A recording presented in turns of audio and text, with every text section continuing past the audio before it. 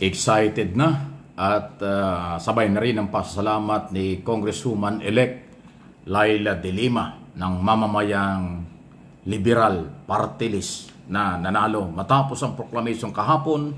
Ito po ang naging sagot niya at paliwanag sa harap ng media at pasasalamat sa publiko na ito po ay hindi pangkaraniwan ng pinagdaanan. Nakakulong ito ng 7 taon nang ito'y senador. Kaya hindi masyado niya nagampanan ang kanyang pagiging senador dahil biktima ito ng Duterte administration. Ngayon, malaya na siya, elected na siya, magiging prosecutor pa sa impeachment trial laban sa anak ng nagpakulong sa kanya na si Sara Duterte at Digong Duterte. Yun eh. Sa mga nagtiwala at bumoto sa aming party list, ML party list. Those who took a chance on me, those who took a chance sa amin. Ang pakiusap ko lang ay hindi kami iwanan sa laban na ito because we need everyone. When we push back harder, louder, and stronger for truth, for justice, for reforms, and for our beloved country. So, umpisa pa lang po ito, panibagong pagsusubok na naman ito, panibagong hamon na naman po ito sa aking journey, yung napakahaba yung naging journey ko, alam nyo naman yon. And here I am, back in Congress, this time as party list representative, and I'm more excited than ever. Thank you. Wow, tindi, ha? Kung inyong magagunita itong kaso nyo to ay naging controversial sa Court of Appeals na ibang interpretation ng mga anti-dilima. Sinabi kaagad na ibabalik sa kulungan, makukulong ulit si De Lima, ay hindi naman po ganun ang order ng Court of Appeals.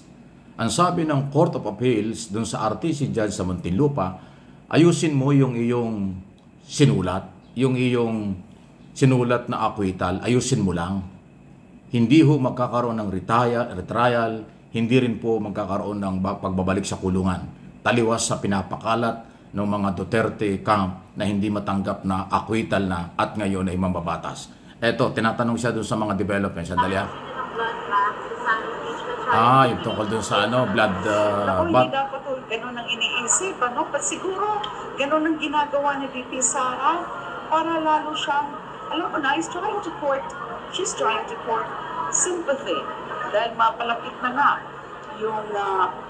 yung impeachment trial. Hindi po gano'n ang impeachment proceedings. Sagrado po ang constitutional process of impeachment na dapat wala itong puwang para sa kaguluhan, para sa chaos, para sa drama, or para sa theatrics. So ito ay seryosong usapin na susundin ang due process, susundin ang rule of law, at susundin ang mga prinsipyo na napakahalaga na nandyan sa ating saligang batas. Ano po yan? Yung katotohanan, yung katarungan, at lalong-lalo na yung pananagutan or accountability. Kaya nalekturan tuloy. Nilekturan tuloy ni Attorney Leila De Lima, Congressman Party List elect, si Vice President Attorney Sara Duterte.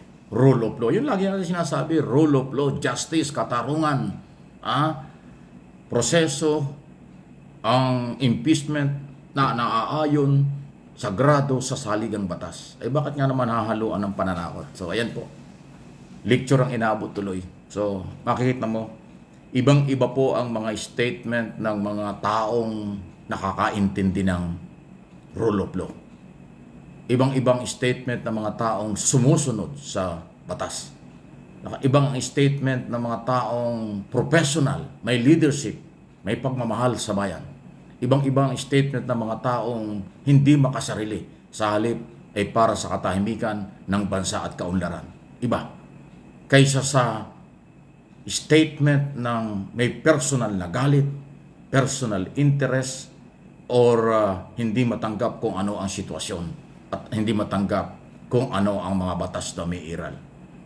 Malayo ang mga statement at pahayag ng naniniwala sa batas at hindi. Naniniwala sa demokrasya at hindi. Naniniwala sa due process o hindi. Nakita naman ninyo.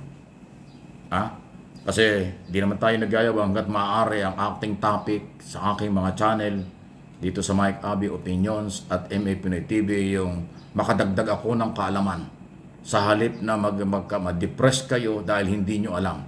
Pero pag alam natin ang mga galaw, sinasabi at kung ano ang tama, hindi kayo madidepress, hindi kayo may stress.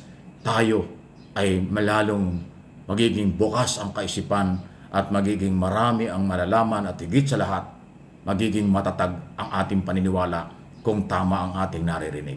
Kaya naman ang aking po mga channel, mula pa noon, ngayon at sa darating na mga araw, pipilitin ko po na may paliwanag sa inyo kung sino ang tama at mali na mga ano ang kanilang mga pinanguhugutan at ano ang kanilang mga motibo. Itong si Dilima at iba pa na mga abogado, congressman, senador at mga professional sumusunod sa ating mga batas, iba ang statement ng mga yan. Kapanipaniwala, kagalang-galang.